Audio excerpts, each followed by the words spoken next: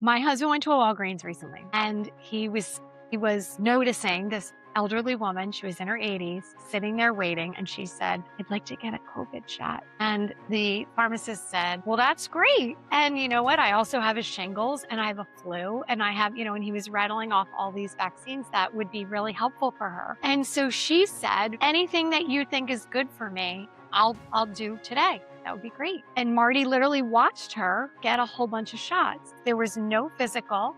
There was no history, no physical, no nothing. We follow every single thing to the dot. T cross, everything is done. Light and oxygen, you get a history and physical. Forget about injections. What? I'm confused. When did we start doing that? Welcome to the Deeper Healing Podcast. I'm your host, Danielle Howley. This is for everyone who's been dismissed, misdiagnosed, or told to just live with it and refuse to accept that answer. You're going to hear amazing patient recovery stories, raw and real in their own words. People who found answers after everything had failed them. You're going to hear from medical experts we trust that are pioneering new approaches to healing the body, because we deeply know we're designed to heal. Let's dig in.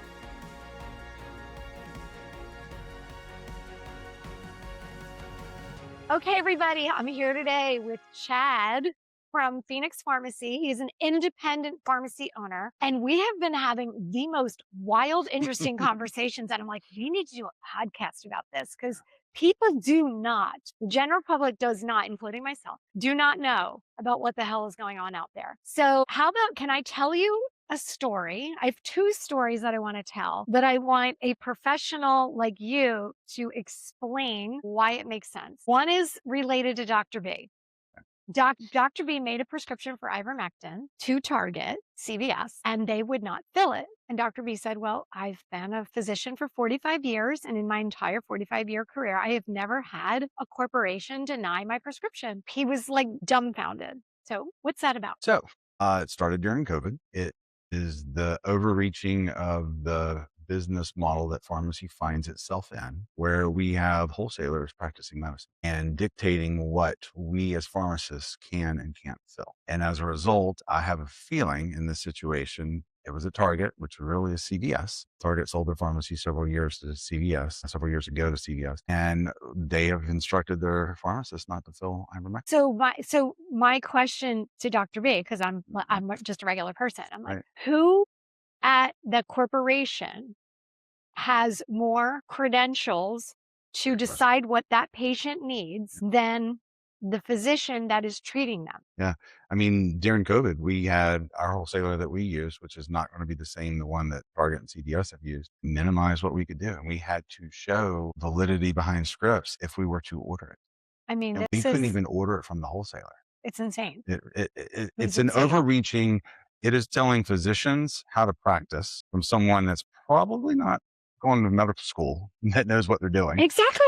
And I don't know where it's come from. I mean, we can venture a guess, but I mean, But what what's the end of that? Like, what's right? the end of that? I don't What want was some interesting mystery person deciding is what what I. you end up finding out is they go down to the Tractor Supply and buy the labeled for vet use only or for animal use only, which you can readily get at Tractor Supply for the ivermectin versus something that we know is deemed safe, has gone through manufacturing, FDA, follows all the processing and manufacturing requirements in a box that's coming from a wholesaler that's an AD rated drug. So we know it's safe, yet we're forcing people to go down the street to something that we don't really know 100% about. Okay, so that was one. Yeah. Second story, and then we're going to go deeply into your side of the house, which is Okay. really mind blowing. Is my husband went to a Walgreens recently, and he was noticing this elderly woman. She was in her 80s, sitting there waiting, and she said, "I'd like to get a COVID shot."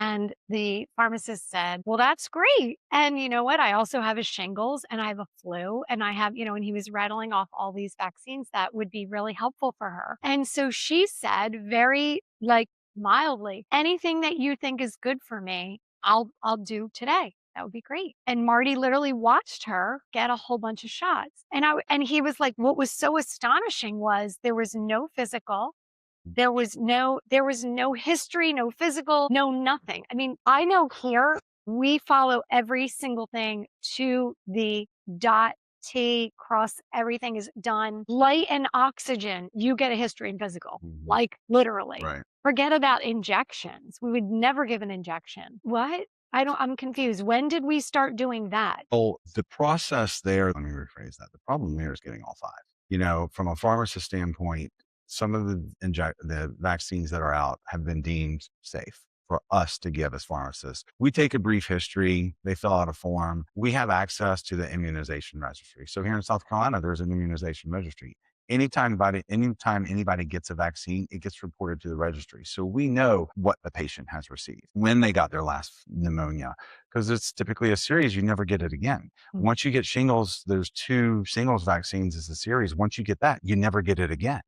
Flu once a year, COVID once a year. That's about all you get once a year. So in getting 5 in an 80-year-old lady, I would venture a guess the pharmacist probably didn't check the SC registry. So she may have duplicated it. You've immunocompromised this patient significantly, and in their 80s, it's ridiculous.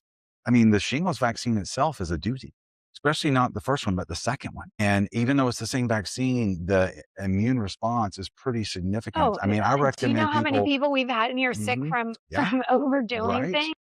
But the caveat also that's not really known is the pharmacists are incentivized by the corporate Well, that's what I to wanted get to know.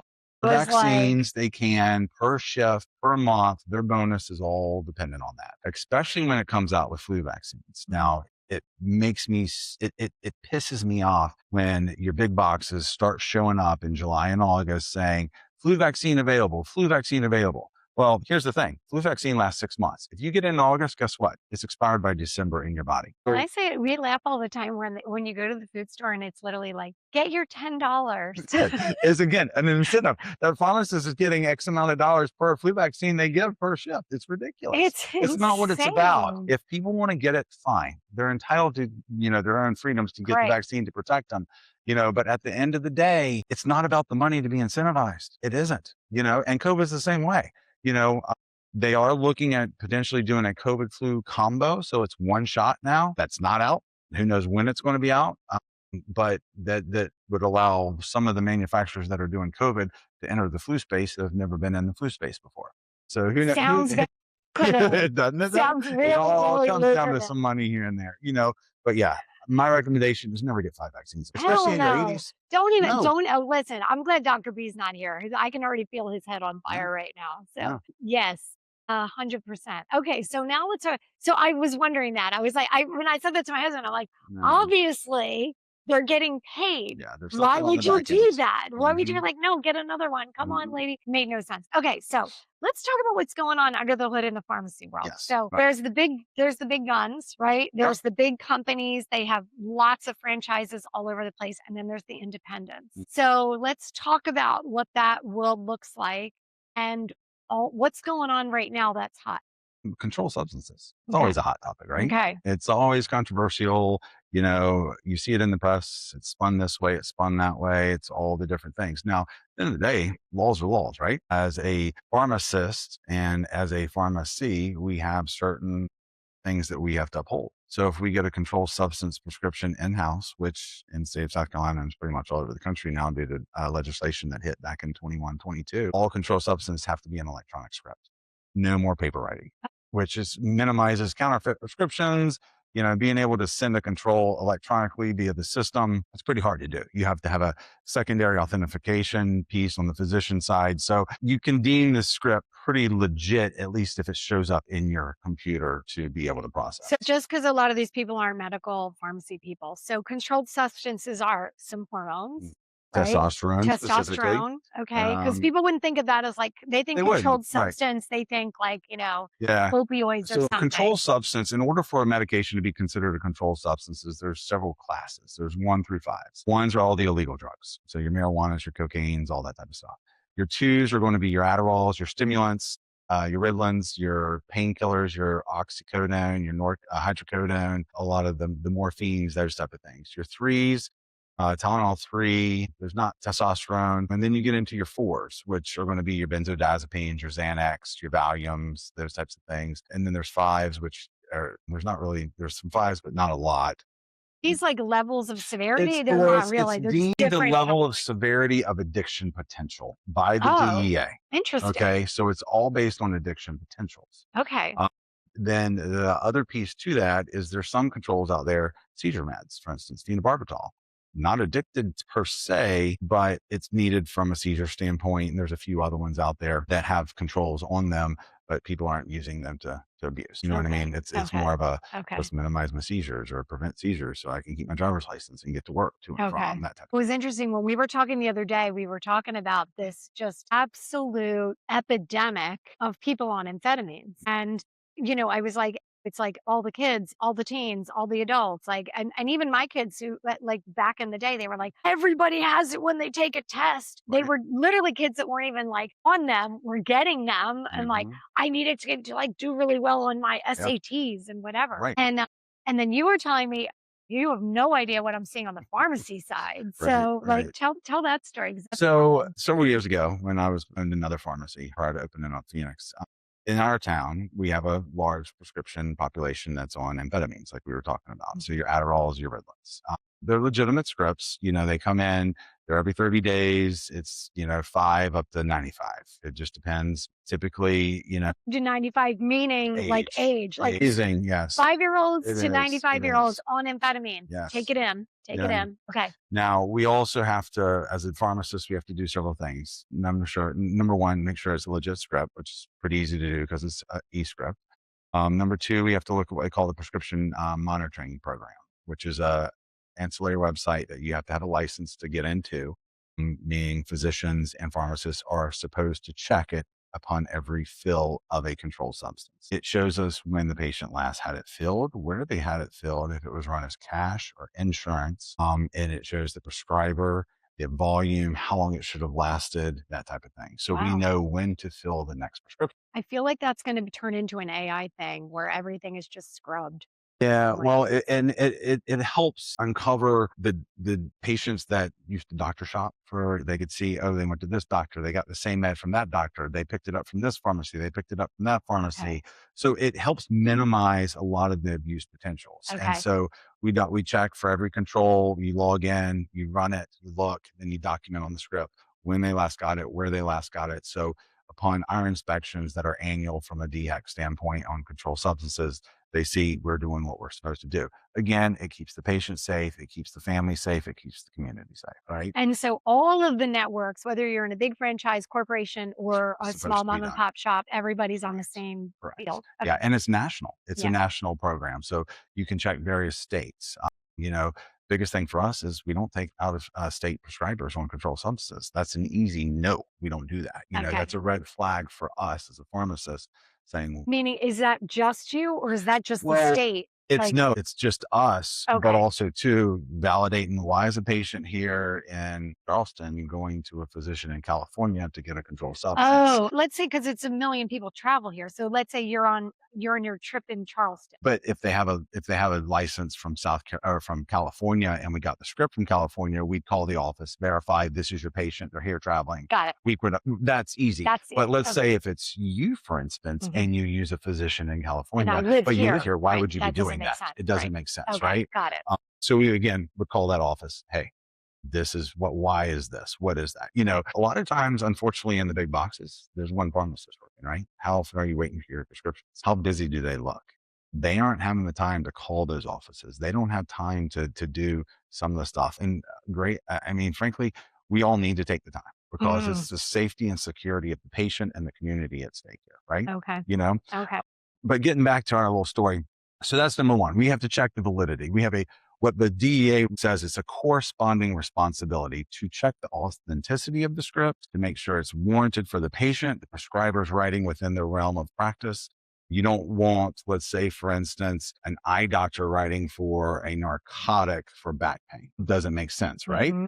Okay. So, they're writing within their own realm of practice, and so when I owned the old store, for instance, we needed, there's a magic number every pharmacy is assigned. And I say this magic number we're assigned because we aren't privy to the number.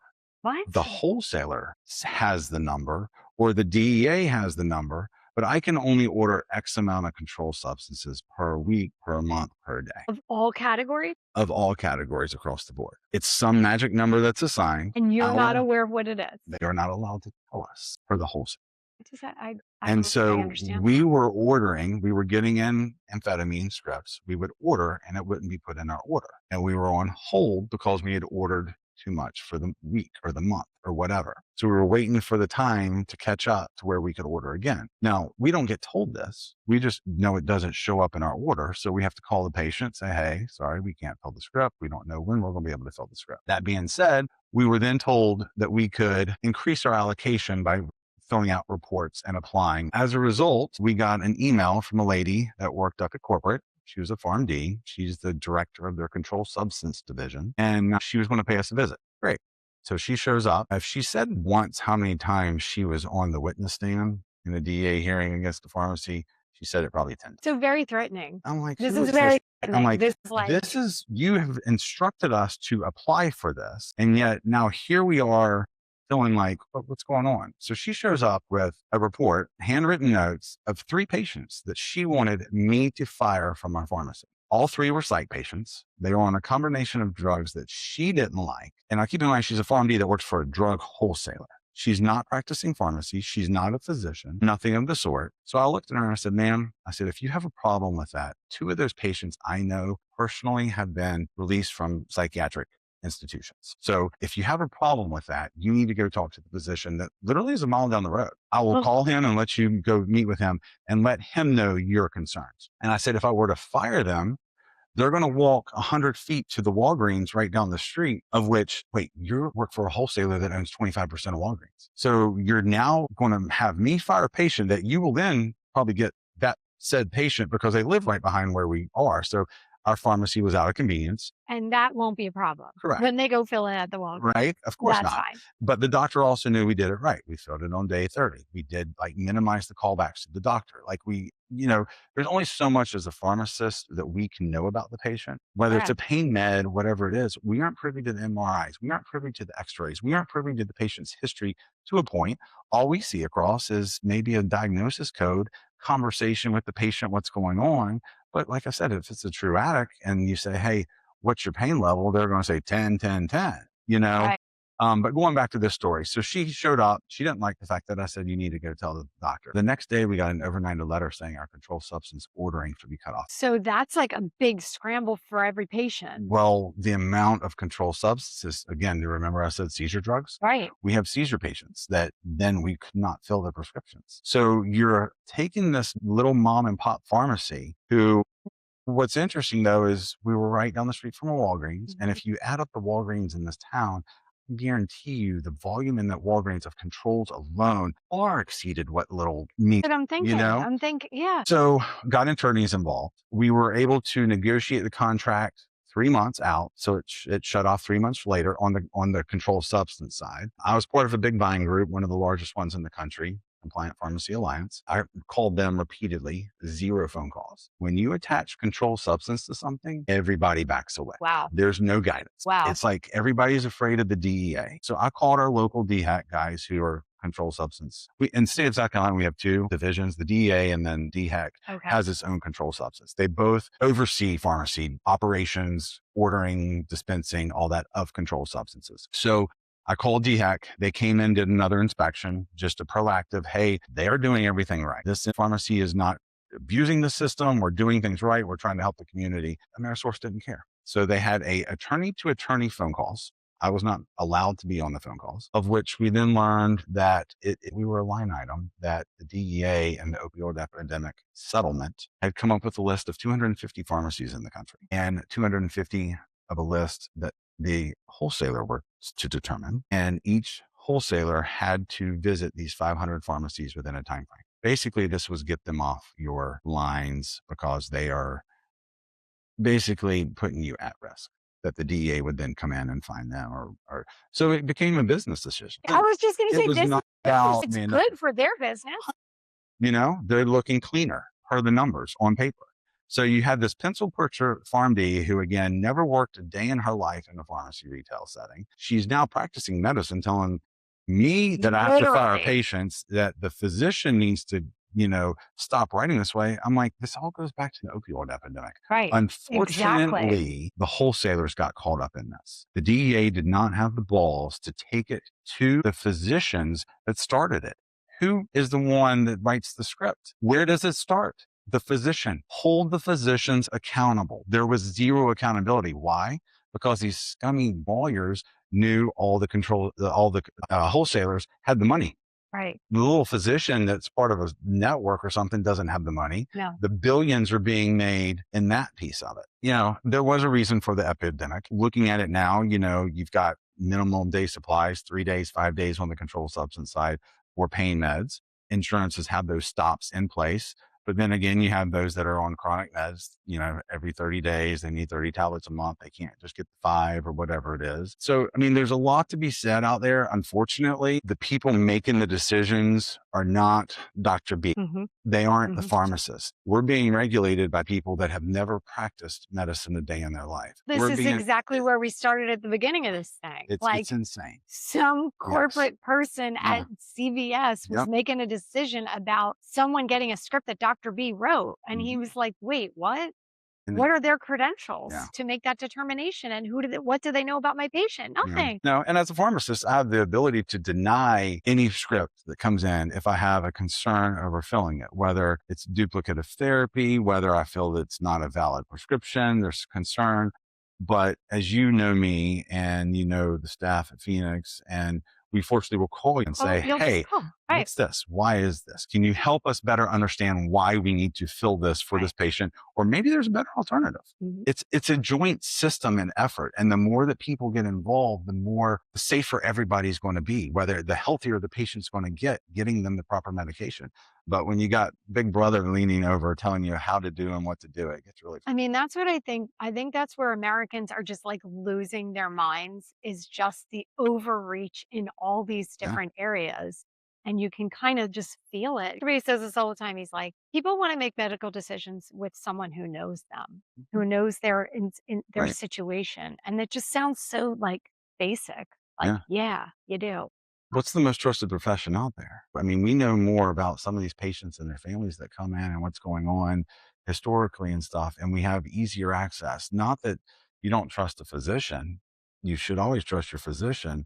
Well, the other big difference between what we do here is there are people that are coming here all the time. We actually know the people that come here. We have a totally different level. Yes, you do. When I was in the old model and I would see the guy like for 3 minutes every third year, we'd have a relation. That's why we like affiliating with a small pharmacy that cares so deeply, that is really invested in what's happening and compounding them. Really making the the medication. Not one medication is a one size fits all for everybody. And I will say I appreciate the way that Dr. B has brought in what he's done here at Deeper Healing, to where you think outside the box. You're forced to think outside the box. Yeah, there is a space for some commercial meds that you can get off the shelf, but a lot of times there's not. A lot of times the side effects or whatever outweigh some of the risk of what the patient has going on. So you do have to handhold the process. Yeah. We're really excited about our connection. And I think that the average person has no idea about the pharmacy side of the world. And I remember distinctly the first time that I heard that shots were being given at the pharmacy. I was like, wait, I thought shots were given at doctors' offices. I'm confused. And then it rolled into the parking lot drive-through. I was just like, wow. I'm dating myself here. So I attended pharmacy school in the early 2000s. Okay. And I was one of the first classes to be trained on immunizations. Interesting. And we're like, where's this going? What? Okay. So it's been wild. 25 years now that pharmacists can give immunizations. So they knew it was coming. It was coming. They knew it was coming. COVID opened up the doors for us. Yeah. It's where people had to go because a lot of the doctor's offices couldn't get them. It became the distribution channels again came to the pharmacy levels. So, now there's ways that pharmacists can prescribe birth control. I'm not going there.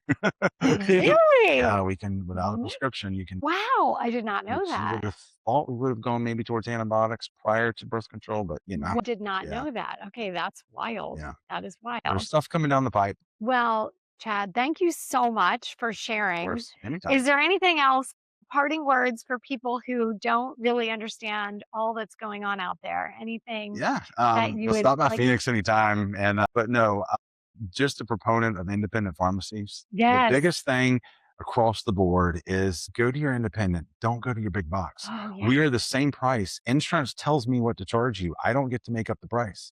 Um, People do think that. they do. I think They do. they kind of think like, Yeah. oh, Costco pricing at Target kind of Yeah. thing. It's more important to go to the independent where you're going to get, hey, Danielle, how are you today? Walking in, Yes. how's the family? Yeah. What can we do for you? Is there any issues where we need to be aware of? That type of thing. So Yeah. that's my biggest stance is go independent. Okay. Everybody hear that? We're gonna make that a reel. Okay, let's Right. support our small pharmacies. There is really no difference, and they are. I mean, let's face it. We have Big Brother in the other ones. We Yeah, know that. Well, we have Big Brother everywhere, but we do. but We got them on we the gotta shoulders right now. we gotta fight. We gotta We fight. do. We gotta fight for our health freedoms and to do what's right out there and to really advocate for our children and just stay healthy, everybody. Okay. Yeah. Thanks. Thanks. We hope this episode inspired you. Here's how to go deeper. Visit deeperhealing.com to become a patient. Online, we have loads of courses and a free toxin quiz. Subscribe and please, please share this episode with someone who needs it. It's always that one-on-one support that really gets people to find deeper healing.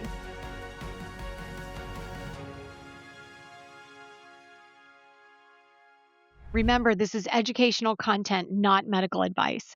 The information shared here should be discussed with your own personal healthcare provider. If you're excited by listening to the medical experts or the personal recovery stories on here and you want to start your own deeper healing journey, go to deeperhealing.com and start your process.